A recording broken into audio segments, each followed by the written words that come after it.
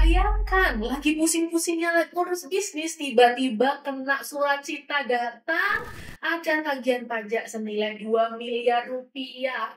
Ayo, kalau itu terjadi pada Anda, apa yang akan Anda lakukan? Well, ini kisah nyata, teman-teman, atas seorang pengepul susu di Boyolali. Cerita ini sempat viral tahun lalu ya, di 2024, bahwa dia itu hanyalah seorang pedagang kecil, UMKM, kok tiba-tiba dapat tagihan segitu, malah masyarakat itu cenderung mengira bahwa oh ini Dirjen Pajak kok dolim banget nih sama warga negaranya. nah, terlepas itu benar atau salah, dolim atau tidak dolim ya, itu coba kita bongkar ya, kita analisa nih bareng-bareng, kita bicarakan nih bareng-bareng ya, apa sih yang sebenarnya terjadi dan apa sih sebenarnya akar masalah dari kejadian ini. Oke? So, saya mulai dari cerita terlebih dahulu ya, apa profil bisnis dari Pak Pramono ini. Jadi beliau adalah seorang pengepul susu, ya, susu mentah. Jadi dia setiap hari ngambil 1 liter, 2 liter, atau kecil-kecil liternya, itu dia kumpulkan, terus sama dia dijual ke pabrik pengolahan susu, ya. Dalam 1 hari kurang lebih dia itu bisa mengirim ya kepada pabrik itu 20.000 liter, dan per liternya katanya ada keuntungan kotor ya, sebenarnya kurang lebih ya 500 perak lah ya, 500 rupiah per liternya. Oke, nah atas transaksi ini teman-teman, Pak Pramono ini kena potong ternyata PPh 22 dari pabrik pengolahan susu ini. Jadi atas bukti potong ini sama pabrik pengolahan susu ini dilaporkanlah di SPT masa atau SPT bulanannya dari si pabrik ini, dan otomatis nge-link kepada Pak Pramono. Nah, Pak Pramono ini merasa bahwa aku tuh kan sudah bayar pajak, aku kan sudah dipotong ya pajaknya sama si pabrik susu ini loh. Kenapa kok aku harus melakukan prosedur yang aneh-aneh lagi gitu? Dia mungkin bukan masih belum berpengetahuan ya tentang kewajiban perpajakannya apa aja. Nah, singkat cerita, atas PPh 22 yang dipotong ini ternyata teman-teman itu bukan merupakan pajak penghasilan akhir ya, masih ada nih beberapa kewajiban Pak Pramono selaku pengusaha yang harus dijalankan setiap bulan dan setiap tahun, sehingga dia terbebas dari kejutan-kejutan dan gangguan-gangguan perpajakan seperti ini. Ayo, apa aja nih kewajiban pajaknya dari pengusaha seperti Pak Pramono ya? Ini kita bedah di sini. Nah, kalau kalian lihat di layar saya ini ya, ada kewajiban pajaknya Pak Pramono. Yang pertama, dia harus melaporkan yang namanya SPT tahunan orang pribadi ya, atau badan. Ini kita lagi nggak tahu ya dia menggunakan NPWP orang pribadi atau badan, tapi kalau dilihat dari gelagatnya kemungkinan besar dia menggunakan NPWP orang pribadi di sini ya, yang dia laporkan kepada pabrik pengolahan susu itu adalah orang pribadi. Nah, PPh 22 yang dipotong oleh pabrik itu sebenarnya hanya sebagai sebagian kecil uang muka ya, yang dibayarkan sama Pak Pramono melalui si pabrik ini. Kecil kok, nominalnya cuma 0,25% kalau aku nggak salah ya, karena dia komoditas mentah. Nah, PPh 22 bukti potong seharusnya Pak Pramono kumpulkan dong.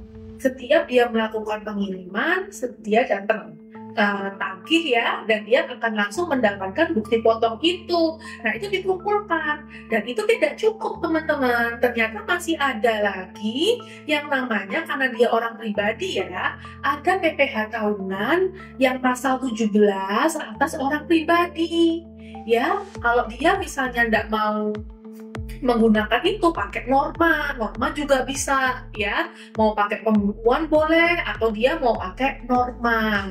Nah, andai kata dia pakai norma malah lebih enak ya, dia hanya akan dikenakan dasar pengenaan pajaknya hanya sejumlah, ya aku nggak tahu ya di tempatnya dia itu ada berapa persen gitu kan prosentase normanya, tapi ibaratnya kalau di Surabaya sendiri untuk pedagang-pedagang seperti ini biasanya di angka 20%. Jadi dasar pengenaan pajaknya itu adalah 20% dari total omset yang dia dapatkan gitu ya. Dan nanti setelah dapat nih berapa pajak penghasilan orang pribadi yang terutang, misalnya ternyata terutang dalam tahun 2022 adalah 25 juta misalnya. Nah, terus ada bukti potong dong PPh 22 itu, nah itu dikurangkan. Misal nih kumpulan bukti potong PPh 22-nya ternyata ada di angka 15 juta. Nah, artinya ketika lapor SPT tahunan orang pribadi, maka Pak Pramono masih berkewajiban untuk membayar kurangnya, yaitu 10 juta. Kurang lebih gambaran konsepnya seperti itu, teman-teman. Kewajiban yang kedua adalah SPT masa PPh 21. Ya, aku yakin Pak Pramono pasti punya karyawan. Nah, karyawan entah yang tukang anter, yang bagian administrasi, yang bagian pemesanan, dan lain-lain. Nah, itu harus dipotongkan PPh 21-nya bila gajinya di atas 5,4 per bulan. Tapi kalau enggak, ya enggak apa-apa, ya enggak usah. Tapi tetap kalau misalnya yang dijalankan oleh Bapak ini adalah badan usaha, maka beliau harus melakukan pelaporan SPT masa PPh 21. Kewajiban yang ketiga adalah wajib daftar PKP ternyata, teman-teman. Jadi meskipun susu ini bukan merupakan objek PPN, tetap saja ya dia harus mengukuhkan dirinya sebagai PKP. Nah, kalau misalnya dia tidak mau untuk mengukuhkan diri sebagai PKP, nggak apa-apa. Nah, tapi usahanya diatasnamakan ke PT atau CV saja. Biasanya jangan dong, orang pribadi jangan PKP ya. Nanti akan menyusahkan untuk transaksi-transaksi ke depannya ya. Dan kewajiban yang keempat apa tuh? SPT masa PPh 23 atau unifikasi kalau dia punya vendor jasa ya. Kurang lebih itu loh teman-teman untuk kewajiban perpajakannya. Kita harus note di sini bahwa setiap jenis usaha apapun itu pasti ada kewajiban pajaknya masing-masing. Spesifik ya, misal kamu usaha F&B, itu ada kayak namanya PB1, ada yang namanya PPh final, terus strategi bahwa dia tidak harus menjadi PKP karena dia adalah bukan objek PPN. Beda ya, bukan objek PPN, tapi kalau susunya Pak Pramono ini jenis yang PPN dibebaskan, beda. Ya, tetap kalau PPN dibebaskan itu beliau tetap wajib mendaftarkan diri menjadi PKP gitu ya.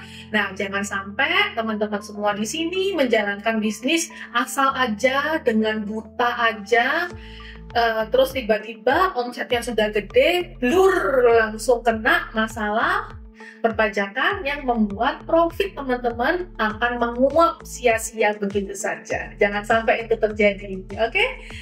Sekian seri session dari saya. Buat teman-teman yang kepingin belajar lebih lanjut mengenai perpajakan, tentang laporan keuangan, you know how to find me, jangan lupa di subscribe, dan bila dirasa bermanfaat, share aja ke orang-orang terdekat Anda. Bye-bye, sampai jumpa di kesempatan dan di video yang lain. Dah.